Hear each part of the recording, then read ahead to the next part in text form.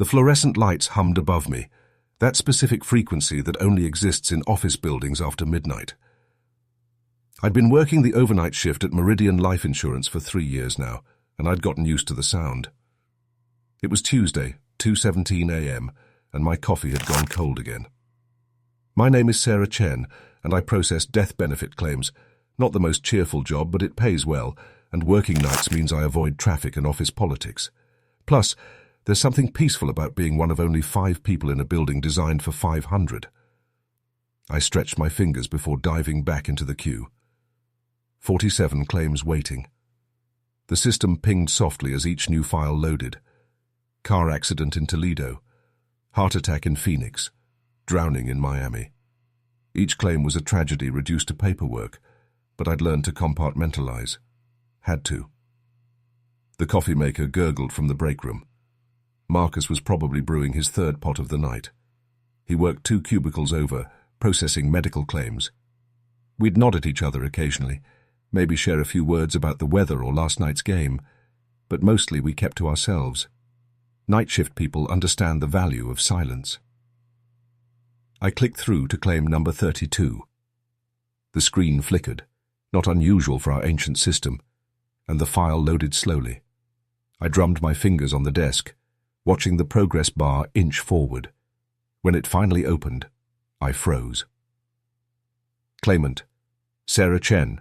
Date of death: August 13th, 2025. Cause: blunt force trauma. Policy number: ML77498823. My coffee mug slipped from my hand, brown liquid spreading across my desk pad. August 13th, tomorrow. No. I checked my computer clock, today, in less than 22 hours. Very funny, I muttered, grabbing paper towels. Someone was playing a prank. Had to be. Maybe Marcus, though he didn't seem the type. Or possibly E.T., testing the cyst. They did that sometimes without warning. I mopped up the coffee and refreshed the page. The claim remained. I clicked into the details, my hand trembling slightly on the mouse. The beneficiary was listed as my mother, Margaret Chen. Her address, phone number, social security, all correct. The policy amount matched mine exactly, $500,000. Even my employee ID was right. But it was the attached documents that made my skin crawl. A death certificate from St. Mary's Hospital, signed by Dr. Rebecca Martinez. I knew that name. She'd treated my dad during his final days. The certificate looked authentic, complete with the raised seal that appeared when I tilted my monitor. Police report attached. Officer Daniel Reeves, badge number 4429. Time of death, 3:47 p.m. Location, intersection of Maple and 5th Street. That was my route home. I picked up my desk phone, then set it down. Who would I call? It's support at 2:30 a.m.? Security. Hi, yes, I found a death claim for myself dated tomorrow. Could you look into it? The cursor blinked in the notes section. Standard procedure required me to add processing notes to every claim. My fingers hovered over the keyboard. Claim appears to be system error or potential fraud. Claimant is currently alive and processing this claim. I typed it, deleted it, typed it again. Finally, I added, reviewing documentation for completeness. The attached photos loaded slowly. I shouldn't have looked, but I did. A silver Honda Civic, crushed on the driver's side. My license plate. The intersection was clearly visible. Maple and 5th, just like the report said. The traffic light pole was bent at an impossible angle. And there, through the spider-webbed windshield, a dark shape slumped over the steering wheel. I pushed back from my desk, heart hammering. The photos were impossibly detailed, too detailed for a prank. The shadows, the broken glass catching, the afternoon light, even the Starbucks cup in my cup holder. Vanilla latte, probably, my usual order. You okay, Sarah? I jumped. Marcus stood at my cubicle entrance, holding a fresh mug of coffee. Yeah, just I minimized the window quickly. Difficult claim. He nodded sympathetically. I hear you. Had a kid's claim earlier. Those are the worst. He paused, studying my face. You sure you're all right? You look pale. I'm fine. Just tired. He lingered for a moment, then headed back to his desk. I waited until I heard his chair squeak before maximizing the window again. New documents had appeared in the file. Autopsy report, toxicology results, clean, witness statements. 3 people saw the semi-truck run the red light. The driver, Anthony Vega, had fallen asleep at the wheel.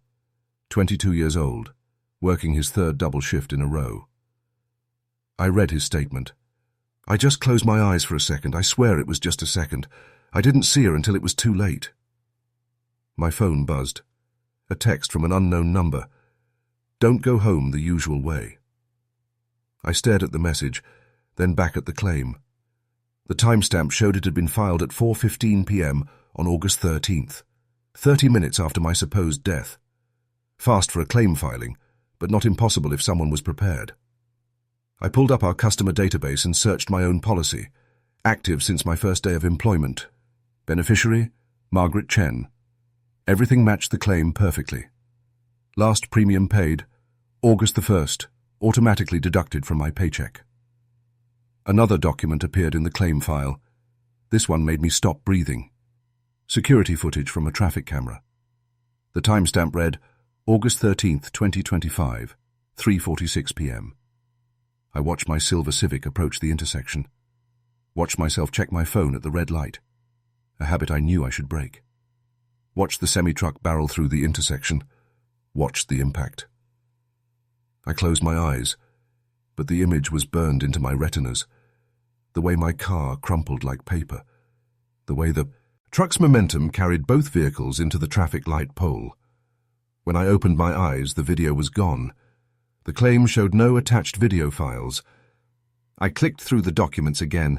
Death certificate, police report, photos, witness statements. No video. My desk phone rang. Internal call. Claims department, Sarah speaking. Silence. Then a whisper. Don't answer your phone tomorrow afternoon. Who is this? The line went dead. I checked the call log. No record of any incoming call. My hands shook as I returned to the claim. New notes had been added, but not by me. Claim verified. All documentation complete. Approved for payment. The approval box was checked. The electronic signature read, S. Chen, Senior Claims Processor. My title. My electronic signature. Timestamp. August 14th, 2025, 9:00 a.m. Tomorrow morning. After I'd be dead. I tried to uncheck the approval box. Access denied. I tried to add new notes. Access denied. The claim had been locked. This isn't possible, I whispered. The overhead lights flickered. When they steadied, my screen showed a different claim entirely. An elderly man in Tucson. Lung cancer. I clicked back to the queue, scrolled through all 47 claims. Mine was gone. I searched the system by claim number, by my name, by my policy number. No results found. My phone buzzed again. Mum. Honey, I had the strangest dream about you. Please be careful tomorrow. It was 3:33 a.m. Mom never texted this late. She barely knew how to text at all.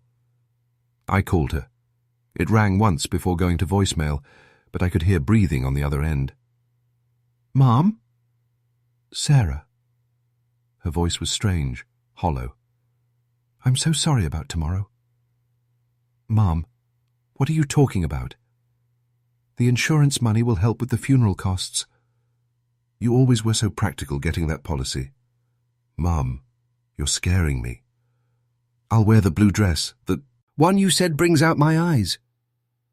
The call ended. I immediately called back. The number you have dialed is not in service. I pulled up my contacts. Mom's number was there, but it was different. 1 digit off from what I'd just called. I dialed the correct number. Hello? Her voice was groggy, confused. Mum, did you just call me? Sarah, it's the middle of the night. Is everything okay? Yes, sorry. Bad dream. Go back to sleep. Okay, honey. Love you. Love you too. I set my phone down carefully. The claim screen had returned, unprompted. New documents, funeral arrangements, Oakwood Cemetery, plot 447. The receipt was dated August the 16th, paid in full. The insurance payout had covered everything. Photos of the funeral. Mom in a blue dress, my cousins from California, my best friend Amy crying into a tissue, a beautiful mahogany casket covered in white roses, my favorite. I stood abruptly, knocking over my empty mug. It shattered on the floor. Whoa, Butterfingers! Marcus appeared with a broom. Let me help. I need to go home, I said. You okay? You've got like 4 hours left. I'm sick. I need to go. He frowned but didn't argue. Feel better? Want me to clock you out? No, I'll do it. I grabbed my purse, my keys. The elevator seemed to take forever. In the parking garage, my silver Civic sat under the flickering light where I always parked. I walked around it slowly. No damage. The license plate matched the one in the photos. I drove home carefully, taking side streets, avoiding Maple and Fifth entirely. Every red light made me hold my breath. Every truck made me grip the wheel tighter. My apartment was dark, quiet. I locked the door, put the chain on, and sat on my couch with all the lights on. 4:47 a.m., 11 hours until 3:47 p.m.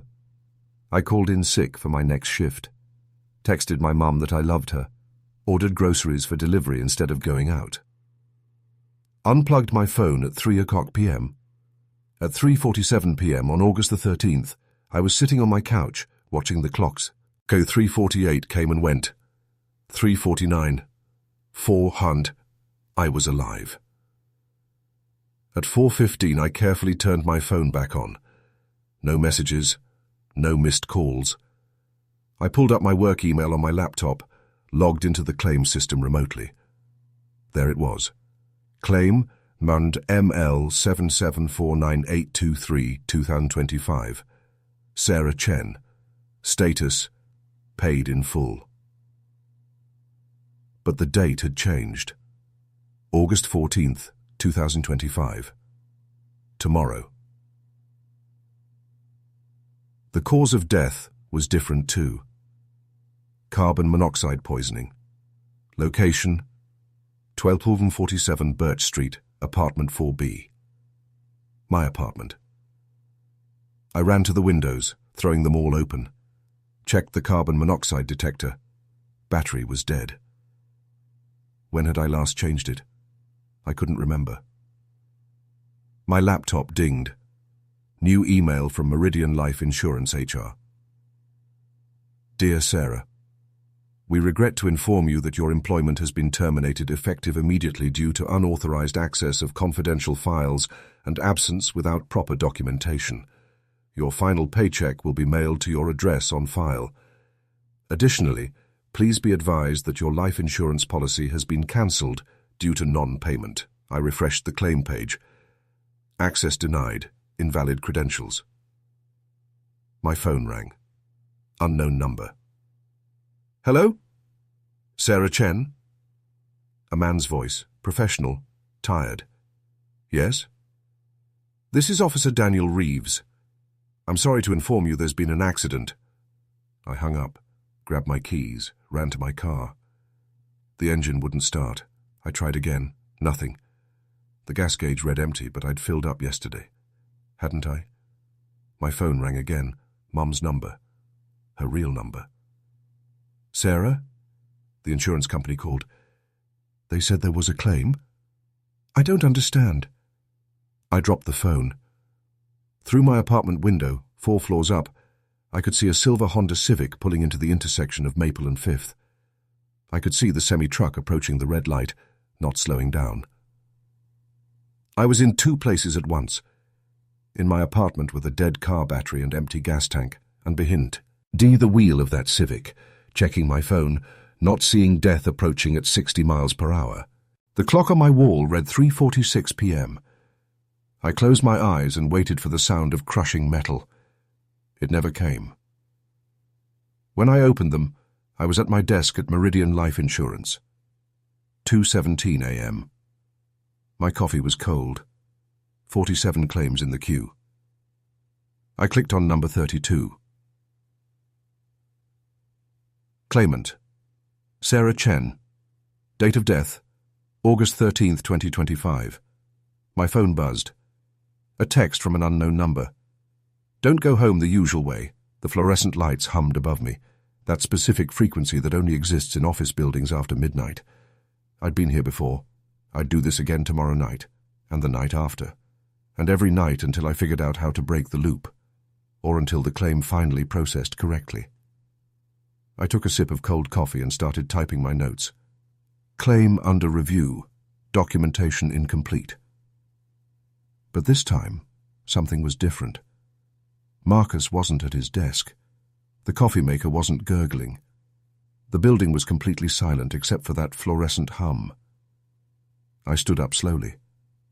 Marcus? No answer. I walked to his cubicle. Empty. Not just empty, pristine. No personal items, no coffee stains, no evidence anyone had ever worked there. The other cubicles were the same. Abandoned. Dust covered the keyboards as if they hadn't been touched in years. I ran back to my desk. The claim was still there, but now there were new notes. Notes in my handwriting, but I hadn't typed them. Day 1. Avoided Maple and 5th. Death rescheduled. Day 2. Stayed home. Carbon monoxide detector failed. Loop reset. Day 3. Didn't leave apartment. Aneurysm at 3:47 p.m. Loop reset. Day 4. Barricaded in bathroom. Slipped on wet floor. Loop reset. Day 5. Sat perfectly still. Heart stopped at 3:47 p.m. Loop reset. The list went on. Hundreds of entries. Different causes, different locations, but always the same time. Always 3:47 p.m. The last entry was different. Day 8:47. Finally understood. The claim isn't a warning, it's a contract. I scrolled down. A new document had been attached. Not a death certificate or police report, but an employment agreement with Meridian Life Insurance, dated 3 years ago, my signature at the bottom. But I'd never seen the final page before. The part about the overnight shift, the part about processing claims, the part about what happens when you process your own death. Employee acknowledges that processing their own death claim constitutes acceptance of termination from life. Employee will continue to process claims until a suitable replacement is found. Time of death will be held at 3:47 p.m. daily until claim is fully processed. This agreement is binding across all realities. I looked at the timestamp on my computer, 2:47 a.m., 1 hour until the loop would reset again. But now I understood. I wasn't trying to prevent my death. I was already dead. Had been since the first time I opened that claim. Every loop, every reset, was just the system trying to process a claim that couldn't be completed, because the processor was the claimant. A glitch in the cosmic bureaucracy. I pulled up the claim one more time. This time, I didn't try to deny it or change it. I simply added one final note. Claim acknowledged. Processor requesting transfer to Afterlife Department. The screen flickered. A new message appeared. Transfer approved. Please train your replacement. The elevator dinged. Footsteps echoed through the empty office. A young woman appeared at my cubicle, looking nervous and eager. She wore the same blazer I'd worn on my first day. "Hi," she said. "I'm Jennifer. I'm here for the overnight claims position." I stood up, feeling lighter than I had in 847 days. "Welcome to Meridian Life Insurance. Let me show you how the system works." I walked her through the basics. How to log in, how to process claims, how to stay objective. I didn't mention what would happen when she found her own claim in the queue someday. She'd figure that out on her own. "Any questions?" I asked. "Just one," Jennifer said. "Why is it so quiet here?